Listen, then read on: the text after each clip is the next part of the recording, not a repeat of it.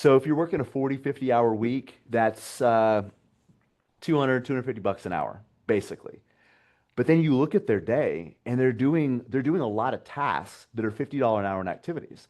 So like how are you ever going to be worth that $250 an hour if you keep doing 45, $50 an hour in activities? And it's not that those activities are worthless or I mean $50 an hour, that's still a lot of money to pay. Yeah, you're going to have to pony up and pay somebody. But you're never going to get here if you keep doing the activities down here. And it just and there's so many ramifications of that mindset. But I think what you said, and I just want to remind your listeners of it, but that time value, the money value of time, and really looking at how much is your time worth? Because you can always earn more money and your money can grow more money, but time is one of those things you can never get back. Welcome to the Sharpen the Spear podcast, where we help home service pros cut through the noise, sharpen their business tools, and reclaim the profit, freedom, and impact they've been missing. I'm your host, Richard Walsh, Profit Freedom Coach, and I'm here to help you stop grinding and start growing. Let's sharpen the spear. And we are back on STS Sharpen the Spear podcast with another incredible guest. I got Chad Hufford with us today. And as always, Chad, no one knows Chad better than Chad. So Chad, give us the backstory. Let's get up to speed because we got some stuff to get into. Appreciate you inviting me on, Richard. It's a pleasure to be here and empower and encourage your audience to be more intentional about their future and pursue a life of abundance. Chad is sometimes still trying to figure out Chad, but the long and short of it, just to kind of give you the quick rundown. Born and raised in Anchorage, Alaska. Still live up here. It's an amazing place to grow a family and raise kids. We have six beautiful kids. My wife homeschools them. My daughter actually works for me now, so she's kind of in a hybrid thing right now. I actually started out in the construction industry, framing and building trusses, and went to college, got a degree in biochemistry, developed a training system, physical training, mental training to work with some professional athletes, elite soldiers, and professional fighters. And now, for the last 20 years, I work to ensure people don't run out of money or purpose in retirement. So, a little bit of a windy road to get here, but that's me in a nutshell, and I'm sticking to it. Well, I love it. Well, so if we want to do some parallels here, I have six children. I homeschooled all six children. We can start a Okay. football team. That's right. We can do it. Well, my kids are, well, the youngest is 17, 22 19s, two 18s, and a 17. But Wow. that's great. Of course, construction business. I did custom water feed, all that stuff. So no biochemistry, no college. Okay. So it kind of ends there. I was a fighter, champion boxer. I'm a black belt, all that stuff too. So we got that coming. So all that's good stuff. See, all that stuff in our past, air quoting. But yeah, let's kind of get into the financial aspects because that's what I wanted to really get you on the show to talk about this stuff because this is an element I find, Chad, that's like missing. There's no, we call it financial literacy, right? Like no one's taught. You go through if you're a victim of the public school system like I was, you kind of don't know anything about that kind of stuff. So let's kind of get into what you're doing today and how that all relates. Well, and before I get into the knowledge aspect of it, I would rather talk just for a moment, if we could please, Richard, about the behavior aspect, because Yeah. you coach business owners and what people do is far more important than what they know. Now, I'm all about knowledge. Again, a degree in biochemistry. I'm a nerd. I mean, I study harder now than I probably ever have in my life outside of those few years getting my degree in biochemistry. Still read a ton of books, but education without execution is merely entertainment. And I think one of the best and highest values of a coach isn't just to give people the tools and the opportunities and the knowledge. It's to hold them accountable to utilizing those tools and opportunity and knowledge. So that is a big thing that we focus on because it's not that complicated. Planning for your financial future is not easy, but it's not that complicated. Like getting in better shape is not super complicated. You have to eat less and move more. quit eating stuff that comes out of box and eat more of the things that grow out of the ground or that eat the things that grow out of the ground. So like that's not necessarily easy though. It takes a lot of discipline, a lot of perseverance, and that's what I love about your audience, and that's why we work with so many people out of the trades, the construction industry, is because they're used to doing difficult things. But when it comes to finance, that can be overwhelming. And a lot of people have told themselves there's a narrative going on in their head is that number one, it's intimidating and I don't want to deal with it, or number two, I'm just not educated enough. And all of those things are a program playing in somebody's mind that we need to get rid of. We need to re-record that program because being able to plan and have success financially doesn't take a tremendous amount of knowledge. What it does take is a tremendous amount of character. It takes perseverance, it takes patience, it takes discipline. It's really, really gritty. It takes resilience. You had a guest on recently talking about resilience that I really resonated with. So those are the character qualities that we need to develop. Now, there's a certain knowledge base too. And what I'll just touch on this real quickly and then I'll hand it back over to you. But most of your audience understands the importance of having a blueprint. In fact, in the trades and construction, I mean, you're working off a blueprint. What a blueprint does is it ties a future goal into your actions in the moment. It gives you the guidelines or the guardrails to say, okay, here's the behaviors, here's how I'm going to utilize the tools and materials I have to build this thing. Could be a birdhouse, could be a mansion, could be multi-million dollar complex. It could be a wiring diagram if you're an electrician, but you've got some sort of a plan. Very few people have a blueprint for their futures. And that's one of the things that is, if people wonder, where do I even start? It's coming up with a, an architectural rendering of what you want your life to look like 5, 10, 15, 20 years from now. Not just the money side, but who do you want to become? What do you want me to do? What is important in your life? Then attaching some financial goals to it, and then reverse engineering that vision into the moment with a blueprint. And and that is, I mean, obviously there's a little bit of complexity that comes into that, but that is very simply a huge part of what we do. It's finding out what is important in somebody's life and attaching some financial goals to it, and then reverse engineering the future goals into their present and giving them a blueprint to execute. Yeah, I love it because we do the same thing with their business. It's exit strategy. Exit strategy first. It's like go to the end. How long? How much?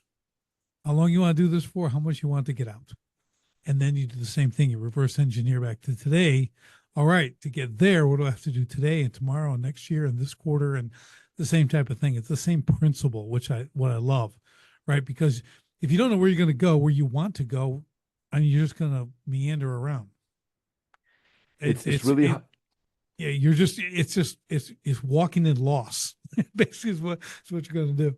well, and here's what happens is people don't have a defined direction. So the tendency is when they get serious, they try to just go faster in whatever direction they are. It'd be like hiring an Uber driver and not putting in any destination. Like, I'm sorry, when you booked this pickup, it didn't say where you're gonna go. And you're like, well, just go faster. And he's like, well, but like I don't know where you're going. Just speed it up, you know? And it's like, well, what if we're going the wrong direction? And so there's a world of difference between somebody who is just ramping up activity and somebody who is strategically building towards a desired future. In fact, a lot of those people who, when they get serious about planning for the future, their first thing is like, we just have to start investing more. And what they do is they just collect investments. It's like somebody just piling up a bunch of plywood, 2x4 screws and nails, and then trying to slap together all these different building materials and hoping a building comes out of it. But a Right. lot of times people don't have a plan that, number one, guides their saving and investing decisions or guides their business decisions and things like that. But number two, if you don't have that, then there's nothing to hold anybody accountable to. There's no activities or metrics saying, this is what we decided, Richard, was going to keep you on track for where you want to be in the future. So we need to realign or reevaluate or whatever, or pat you on the back because you're doing awesome. But without that blueprint, it's really hard to know if we're on track or not. Yeah, so true. It's Parkinson's law, right? If your money doesn't have a place to go, predetermined place to go to do a thing, it will just evaporate. You want to hear Chad's law? So you'll Yes. appreciate this with 6 kids. Money's a lot like kids. If you don't give them a job and tell them what to do, they're probably going to be off doing something you'd rather they not be doing. And money is the exact same thing. If you don't give it a job, it drifts into the corners, hides from you, and then you wonder, okay, I haven't seen this money in a while. I wonder what it's doing. And you remember with kids, so your youngest is 17. Our oldest will be 17 in just a few days, 2 weeks actually. So we kind of picked up where you left off. But you remember what it's like to have like toddlers when they're quiet, you're like, that's when you're scared. When they're screaming, you're like, at least I know what they're doing. But when you can't find them, like that's when you're nervous. And that's where a lot of people are with their money. Like, man, I know I made money this month, but I can't find any of it right now. And having a direction to send your money into is so important. The other thing, kind of going back to what you do too, that is super critical for business owners is a lot of people don't have clear goals for their succession. One of the really cool things about having a financial blueprint, and I'm just going to make up an example as we go. Like, let's say you got somebody who owns they're a plumbing contractor, they own an electrical company, they own a framing company, whatever, it doesn't matter, a roofer, and they're 12 years out from retirement. Let's say they're making a couple $100,000 a year, and they've invested and they've got some things, maybe a piece of real estate and a simple IRA and a 401k or whatever, and they're trying to figure out how much do they need to get out of their business. Like that's one of the things we help people figure out all the time is in order to maintain your lifestyle in 12 years, you need to sell the business for whatever 1.2 million. And I just pulled that number off of Mhm. us, but it gives somebody a target because I want to get as much money out of my business. That's not a goal. But if I need to sell my business for 1.2 million in 12 years, I can start making decisions now to frame my bit to prepare my business so it's worth 1.2 million. And you know as much as I do, Richard, that so many people when they're trying to sell a business, there's less of a business. They're trying to sell somebody a job. There's like you just got to be me, and I've got to find somebody not only that looks just like me that has my experience. They also have to have the 1.2 million to pay me. And now you've got a really, really small microcosm of people that fit that instead of I'm essentially replaceable. I have a business and I don't have to be there managing every day, which is not just great for me now, but it's great for me in the future because it's a much wider universe of people that can buy this thing from me when I'm ready to pass it along. Yeah, it's so true. It's just people, that's what they don't get. I mean, and we talk about this a lot, kind of having a job instead of a business. But you're right. Once you're able to remove yourself, get this thing humming by itself. My goal, I tell people, I go, someone wants to buy your business, say you want 10.5, you negotiate back and forth. Maybe you get 10.7, maybe you get 10.2, whatever, right? But you got your 10 million, you shake hands, you're out the door, they're in, and nobody knows the business sold. That's when you've run a good business. Okay. Yep. Nobody knows because it just Yep. keeps going right now. If I'm that person looking to gain that market share and buy that, that's the business I want to buy. Now, on the flip side, you can go buy the one man job, the guy who is the job, because I know how to systemize it. I'll turn that thing around, have it humming and making all kinds of money without me in no time, right? And I can get that for pennies on the dollar. But now that guy's never going to get what he's valuing his business. He's valuing the time he's put in and his depreciating assets like trucks and tools and stuff like Hmm. that, and thinking, and some kind of customer list, but that is not something that's valuable, right, to Yeah, someone else. the multiplier is infinitesimal compared to the first example. Now, the second example is great for somebody like you, but terrible for somebody trying to sell it because you're looking to buy a job and turn it into a business.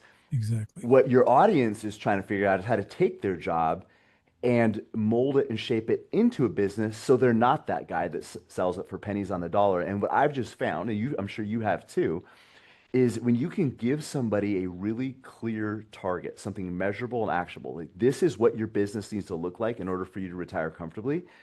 The types of people we work with, Richard, they'll figure it out. If Right. we say, we're going to pick a spot on the mountain, this is where it is, here's how you get there, they're going to figure out how to do it. But the problem is a lot of people don't even know what that looks like. So kind of like you said, they're just taking whatever trail, hoping it ends up to the right spot on the Mhm. mountain, and a lot of them end up lost. Yeah, I use the exit strategy as a business filter. So just like you said, you know where you want to go, you know how long, you know how Yes. much. Okay, that's what I want to get. Okay. So now every time I get an opportunity or someone, a little idea fairy flutters in front of me, I run it through that. Does it get me closer or further from Yes. that exit? And if you can just hold to that simple concept, it'll keep you from getting distracted and it'll keep the main thing the main thing. Is really important. I love that. And the way I kind of phrased it is we use a metaphor of like a puzzle. If you're putting together a puzzle and you have all these pieces, if you don't know what the puzzle is supposed to look like, you have no idea if the piece you're picking up even fits that puzzle, much less where it goes in the puzzle. But if you have a picture, like the picture on the box of a puzzle, and Richard, just so our audience knows, I was homeschooled too. So I grew up doing a lot of puzzles. Didn't have a lot of friends. We had a lot of puzzles instead. But so not everybody's gonna be like, this is a lame metaphor. Let's talk about Xbox. But anyway, um, but you have a puzzle. If you have a picture on the box, that guides you in not just where to put the pieces, but if the piece even fits. Because so often, like you said, a business owner, we pick up a piece, we look at this, we say, oh, okay, that's pretty and nice and shiny and all that. But if we looked at it long enough, we'd realize it doesn't even go to this puzzle. It doesn't fit anywhere in here. And yeah, it might be bright, shiny, and cool looking, but it's for somebody else's puzzle, not mine. But without that filter, it's really hard to know what pieces to pay attention to and which ones to ignore. Yeah, it's so good. One thing that we teach too is we talk about active business income, right? So you have a salary. I'm paying myself. Yep, Hopefully you're paying yourself. Okay. Not everybody does, but you should be. And if your business is humming, you're doing well, whatever the number might be, maybe you're bringing in 7 figures as an income. Okay. Awesome. But now you hit your exit time and you want to get out and you want to get your 10 million, but what are you going to lose? The million a year, right? So how do you replace that? Okay. So we go, okay, back to the reverse engineering. Now I need to these investments, these passive income vehicles. What does that look like? What do I need to acquire over the next 10 years to equal exactly. that 7 figures plus my buyout? Right. So that continues even if whatever, I don't have to work theoretically, right? Because I've got that replacement through the passive plus my investments and the exit money. So these are the things that when you start to talk to people about, they haven't thought about that. I mean, they're growing their income, and like I said, a lot of guys are their incomes. It's week to week. They're last paid. A lot of guys aren't getting paid Yep, first, and all yep. that kind of stuff. So there's it's not complicated like you said, but they're not focusing on that because so many guys, Chad, get into doing the work and they're building the business. Okay, in their mind, like I did. I'm building great things. I'm doing all this really awesome stuff. And let me go build another one and tell me how wonderful I am. Yeah, I'm making lots of money, but I'm not doing anything with it.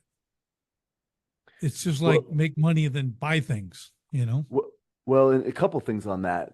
So, number one, what you said, I was just going to try to paraphrase it. It's you can't just work in your business. You got to take time Right. to work on your business, and that's really, really hard. Even if somebody's super successful, because some of your audience might be like, "Hey, man, I'm just trying to make payroll next Tuesday." Like, Right. I don't know what you all are talking about, planning 20, 30 years from the future. I'm not sure how I'm going to pay my mortgage at the end of the month or at the beginning of next month. But if you don't start the process now of taking intentional time out to work on the business. It does not matter how much money you make. If you don't start the habit now of working on the business, not in it, even if you are paycheck to paycheck, there's a really good chance you'll never do it because there's never a convenient time to be like, okay, I'm going to pull myself out of this and look at the long-term vision and instead of bidding this job or working on this or quote unquote making money. I mean, we air quotes how right now you're preparing for the future because it's hard to pull yourself out of the day to day. The other thing that you said is is also really critical. This idea of okay, number one, making the time habit, budgeting time to work on the business, not in it. The other part is budgeting your money so your lifestyle doesn't creep up with your income.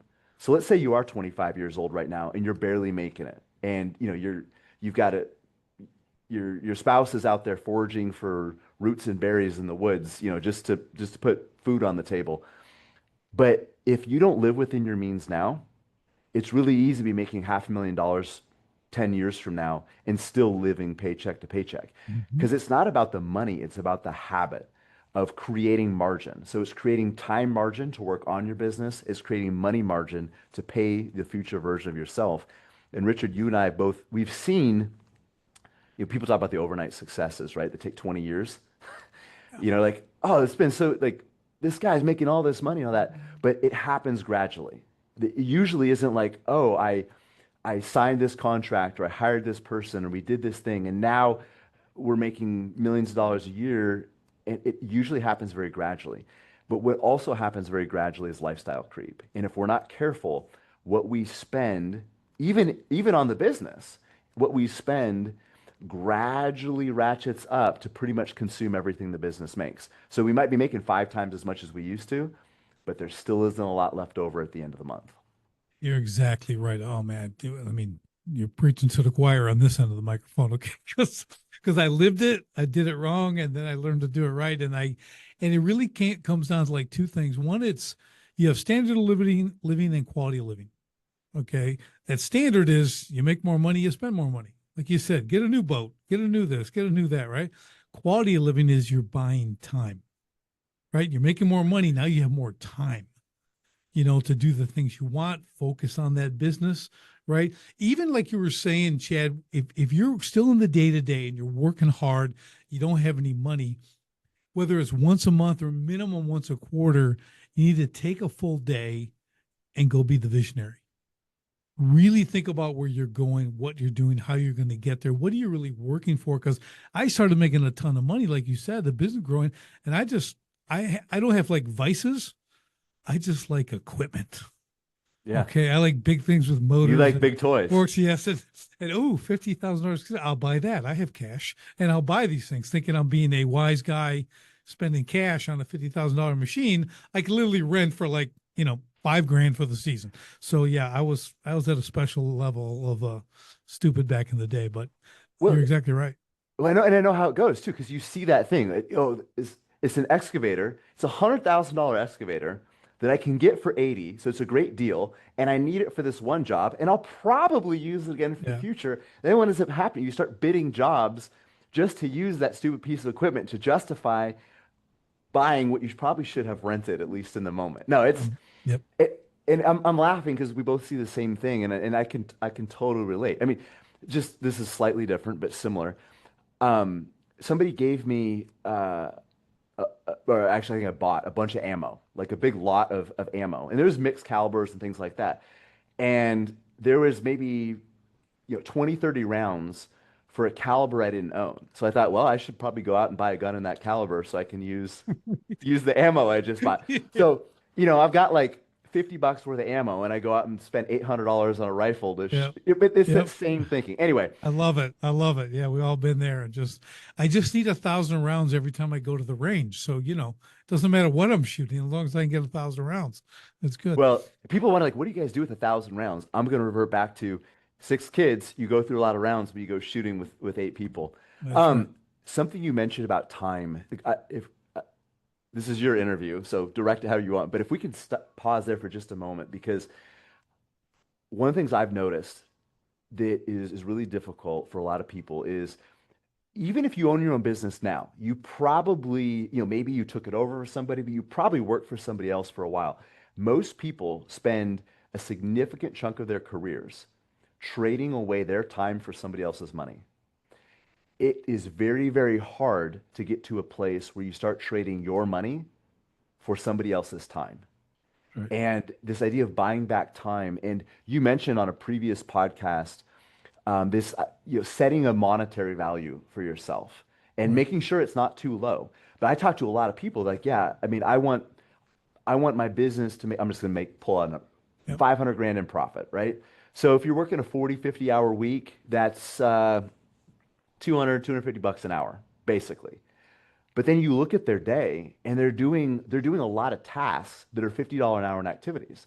It's like, how are you ever going to be worth that $250 an hour if you keep doing 45, $50 an hour in activities? And it's not that those activities are worthless, or I mean, 50 bucks an hour, that's still a lot of money to pay. Yeah, you're going to have to pony up and pay somebody, but you're never going to get here if you keep doing the activities down here. And it just and there's so many ramifications of that mindset. But I think what you said, and I just want to remind your listeners of it, but that time value, the money value of time, and really looking at how much is your time worth, because you can always earn more money and your money can grow more money, but time is one of those things you can never get back.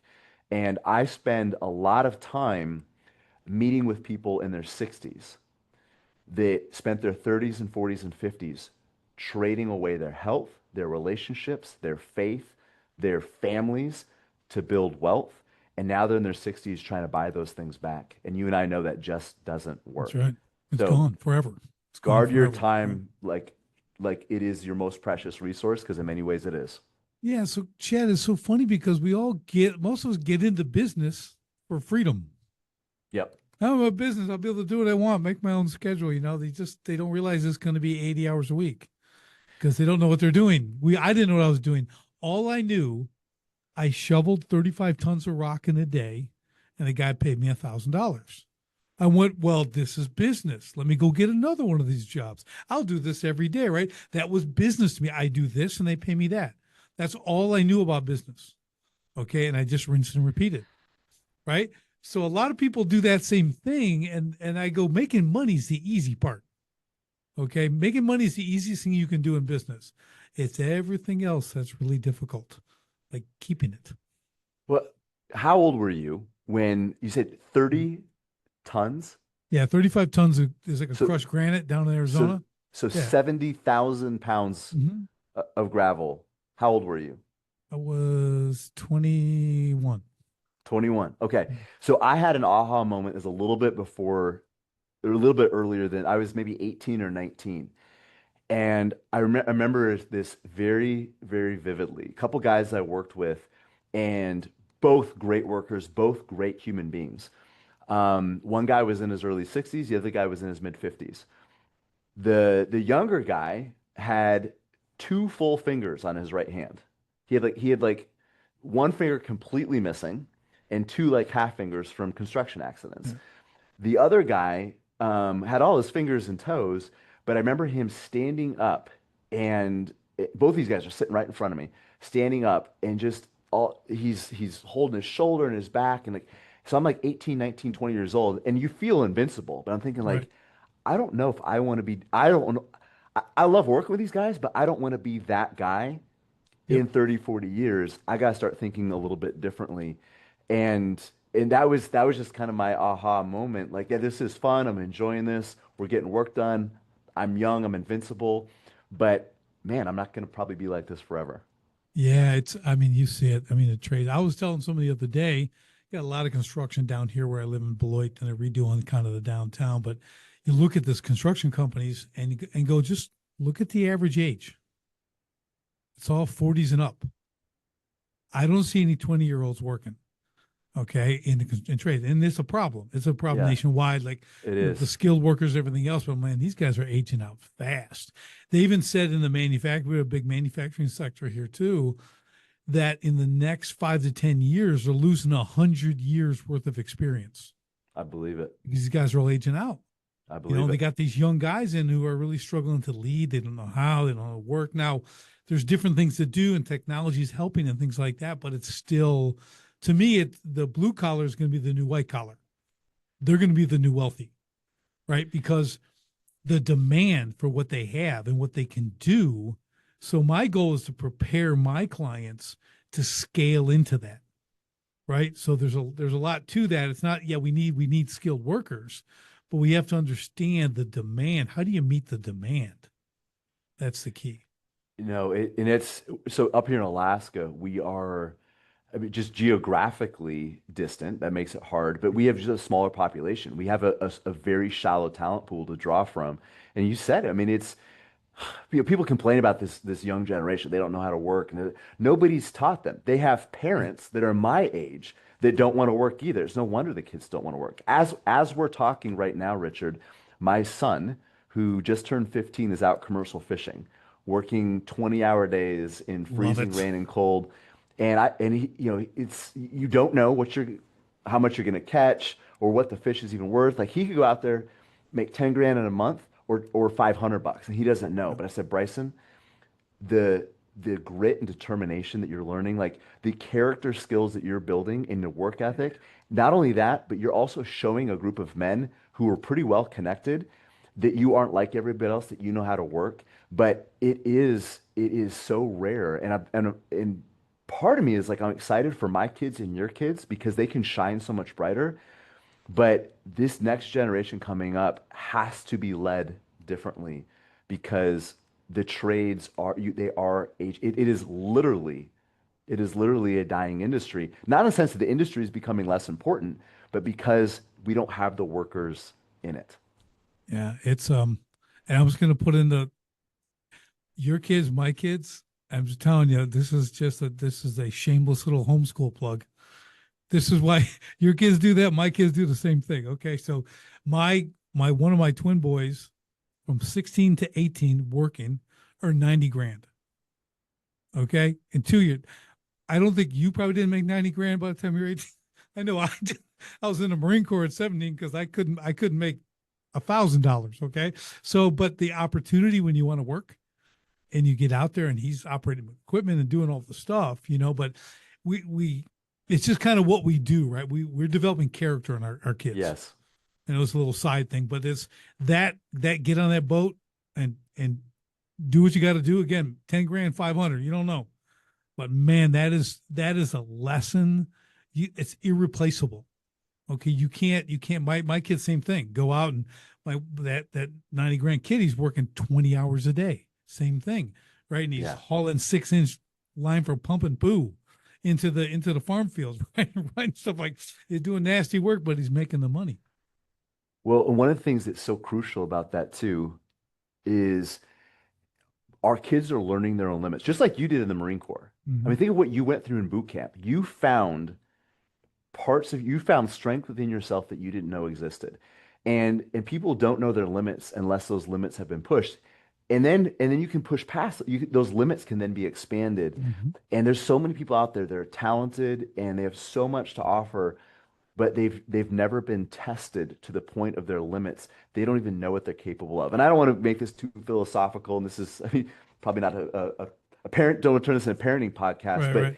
but Right. we need that next generation. And I guess I would just want to maybe close that thought with this: is you said that blue collar is going to be the next white collar, like, Yep. and I think there's this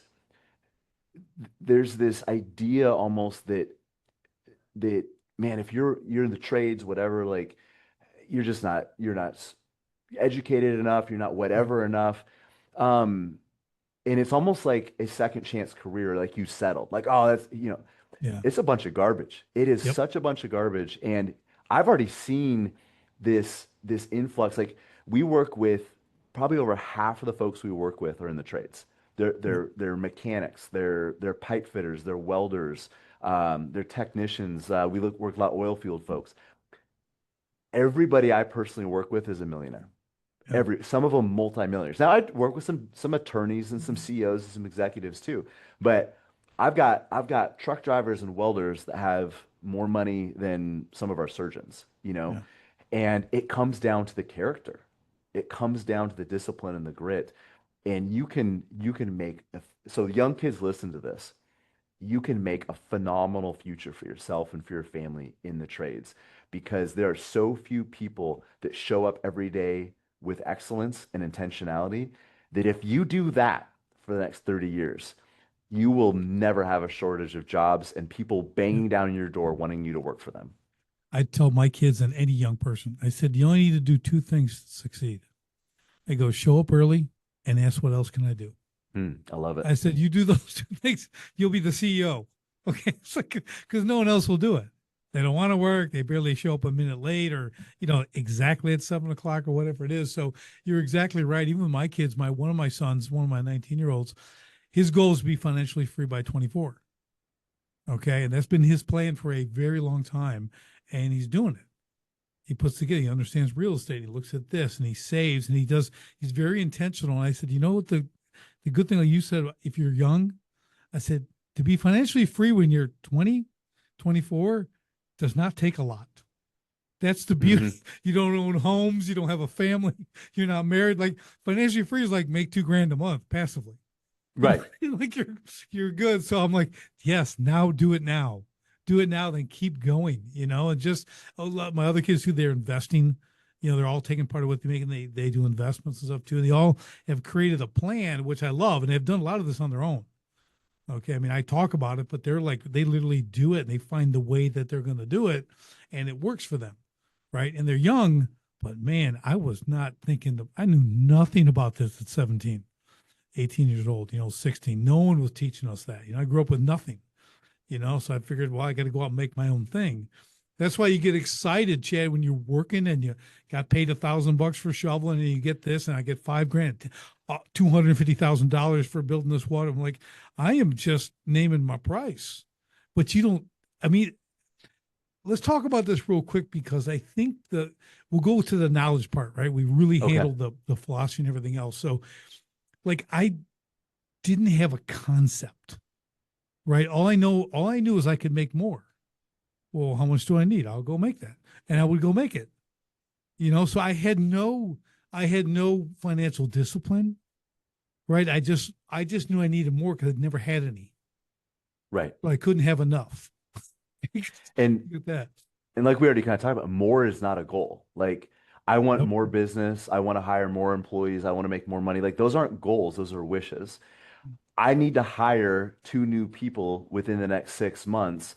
Okay, now you can start framing a strategy and a goal around it. Or I need invested capital of $3 million to retire comfortably. Okay, we can work with that. But you're right. A lot of people, they they are chasing goalposts that keep moving because there's always more. And here's a beautiful thing about having a financial blueprint is that you know when enough is enough. So like if you know that I'm just gonna make something up, like let's say I talked to you about where you want to be in the next 10, 15, 20 years, whatever, and we go through all your what makes you tick, what makes you come alive. Like what are you going to be retiring to? And we get all that stuff done and we start attaching some financial goals to it.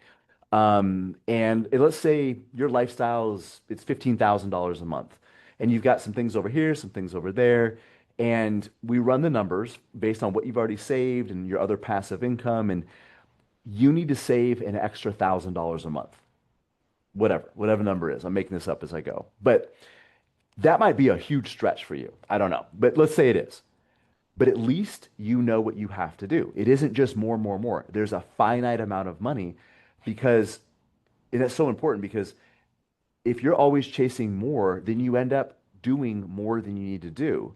Maybe even sacrificing more than you need to. Like I said, I meet with a lot of people that probably over sacrifice in their 40s and 50s to build something more than they needed, have nobody to share it with.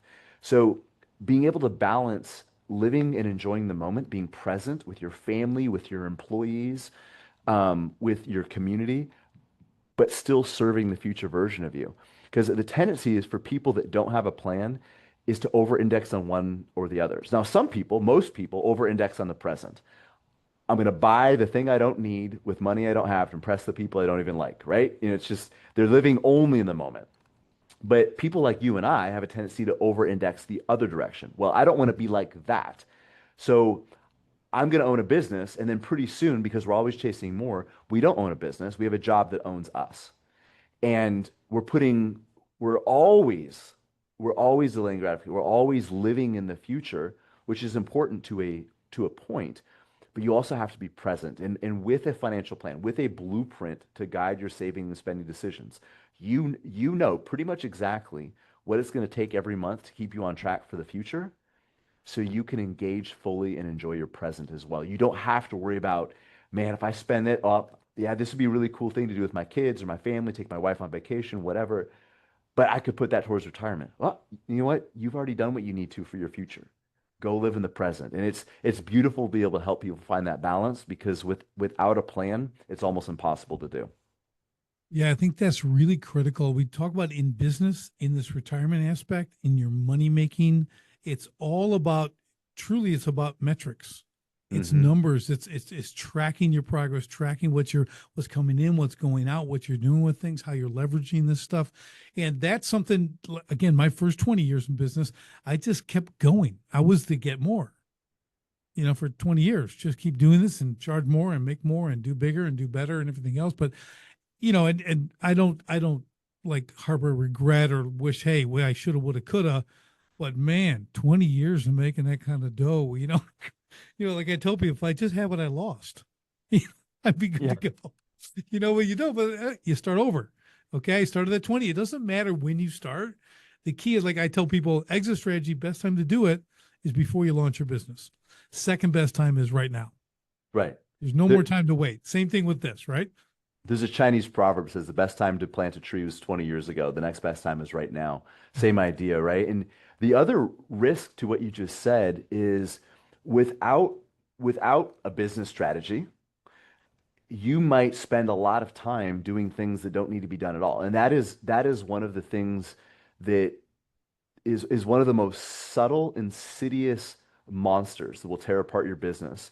If you're not clear on what makes the biggest impact, you might be very efficiently doing the things that don't need to be done at all, or at least that don't need to be done by you. And without that framework, you called it a filter earlier. It Yeah. filters like what is important, what can only I do? What are the biggest contributors to the long term, both in my business, my personal life, my finances? Like we should be asking these questions in all facets of life. What can I be doing now that offers the most value in the future? And it might be taking a day off and going fishing with your son. Right. It might be hiring somebody to take a huge chunk of things off your plate and paying somebody more than you've ever paid before so you can do even more valuable activities. But when it's more, more, more, more, more, the tendency, I think, is for a lot of people to pick up a lot of jobs and duties and activities that they probably don't need to be doing. Either number one, they could delegate it, number two, doesn't need to be done at all, or number three, it's not worth their time. It's not in their wheelhouse. Right. I still will get into something. I come up with this great idea. I'm an activator. So I get stuff done like Yeah. an hour ago. Okay. I move it out. I can get but the only thing I've improved on is I realized I did the wrong thing a lot sooner. I jump into this, I get going, and all of a sudden I'm like, oh, that's not going to work, But I haven't spent all my money, but I spent enough. I did it. I put it together, but I got pretty fast. But I'm like, I've accepted I need to pivot right now. I'm not going to wait on some things. So I'm like, I see the error of my way, and I make a quick change, and it's for the better. But it used to take a long because I think you just got to write it out. But no, you start to learn, like you said, you're doing things that perhaps you shouldn't be doing. That's number one. We do that a lot. But another thing, though, even though I'm doing it and I have to do it, I have to really, I think it's the pressure and the excitement of the creativity that gets me to knock something out. But then I step back, when you look at the painting and you see you missed a couple spots, that's what happens. I Yep. thought I finished it, but I went, ooh, yeah, that's not gonna work, So, you can see all the different. There's a lot of different ways to do this, but just so people know, even when you're experienced, there's always going to be those little things. No, you're never going to be perfect. No, and again, it goes back to that idea of accountability and why coaching is so important. And we talked about this at the very Yeah. beginning of the episode, but having somebody in your corner to hold you accountable to this is where you said you wanted to be. These are the things that we agreed together it was going to take to get you from where you are now to where you want to be. Are your activities aligning with that roadmap, with that blueprint? And that's really it's really hard to do even with a coach or an accountability Mhm. partner. It's almost impossible to do by yourself. Um, the Solomon, one of the wisest, richest men that ever lived, wrote an entire book of the Bible called Proverbs, and about half of it is about responding to correction and being held Right. accountable because he knows that guys don't like to ask for directions, and nobody, man or woman, wants to be corrected or rebuked or held accountable, but it is so vital to have somebody that loves us enough, that cares about us enough, that is invested enough in our future to say, hey, this is where you said you wanted to go. This is what you said that you needed to do. We got to change your behavior because it's not aligning with that anymore. Yeah, that's so on that, like this accountability and like in what you do. Let's talk about specifically what you're doing with people. Where does that accountability, that you get the roadmap, you build that out, right? They're giving you their dreams, here's the goals, everything else, you map this stuff together. Where does the accountability aspect come in there from your point, from your side, for you and your clients? So when it takes 2 or 3 meetings to get somebody kind of their financial blueprint, right? Mm-hmm. And that's a a description or an idea, more of a lifestyle goal of what they want their life, what they're going to be retiring to. We call it actually a job optional lifestyle. Maybe you're not retired. Maybe you still work on just the visionary part of the business, or maybe you sell a part of it, or your kids start, whatever. I don't really care. What I care about is getting you to a place where you no longer need to either work for a paycheck or to create your own. And but so we kind of have those lifestyle goals first, then we attach some financial goals, and then we reverse engineer that, which brings the future big goals into today with meaningful bite-sized chunks. Because again, if I tell you, hey, Richard, you're going to need $3 million in your 401k to retire comfortably, that sounds a lot like future Richard's problem. Mm-hmm. But if I say you need to invest another $1,000 a month, now today, Richard, has to be accountable to that because that's okay. I got to save about an extra, what, $30 a day, $33 a day. Mm-hmm. Every day matters. So, what we do is we develop a plan that shows people exactly how they need to be investing, and we set up their accounts that way. So, they're buying the right tools and materials, and that they're putting enough into the account. Because even if you know how much you need to invest, but you're not investing in the right tools and materials for what you're building, you're still going to be off track. So, it's a investment plan based on their financial blueprint, and we set that all up for them, and then we hold them accountable at regular intervals to just check in. And sometimes it isn't even their behavior. Sometimes their goals change. Sometimes, maybe you're this actually just happens to me. Their mother-in-law broke her hip, had to move in with this family, move in with one of our clients. They incurred a lot of expenses. It changed, like, okay, life Mm-hmm. just threw a curveball. We've got to adapt and revise the blueprint a little bit. But we meet with our folks on a regular basis to look at, are we still does our plan still match up with our future goals? If so, are we following our plan? And if we're not, where's it breaking down and how can we fix it? Right. Yeah, that's so good. We do similar in business coaching, any kind of coaching. That's any coach is doing the same thing. Where are you at? What are you doing Yep. wrong? We got to put you back on track. You got to go lift more. You got to run more. You got to whatever. Right? We have to adjust all these things. So it's an important metric when you're, well, I won't call it a metric, but when you're searching out someone to give you that advice, to give you that coaching, someone like you need to hear these kind of things. These are Yes. some of the questions you need to ask, because otherwise you're going to have someone just telling you what to do. Okay, and telling you what to do is like, books do that. A book will tell you what to do, and no book is going to keep you accountable. Okay, it's just going to give you some knowledge. You need that practical application and someone to kind of hold your feet to the fire on that stuff, because it requires consistency and discipline. It You does. know, yeah, It's a big long, time. it's a long, slow process. And this is not anybody trying to get rich quick. This is Right. not at all we're talking about. We're trying to Yeah. build Move wealth. along.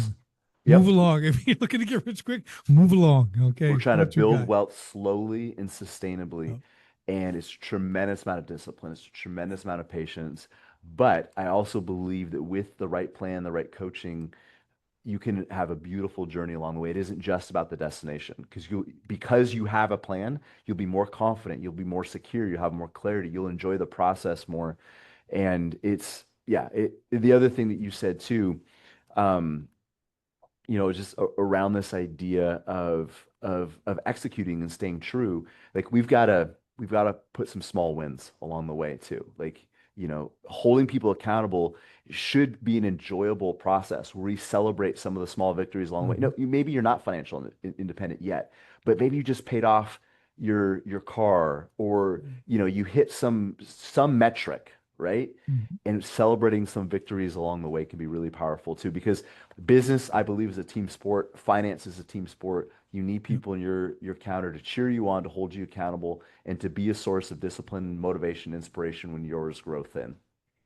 Yeah, that's awesome. That is awesome. Well, Chad, how do people get in touch with you? Follow you? Give us the website, whatever you got. Let's share that with people so they can reach out.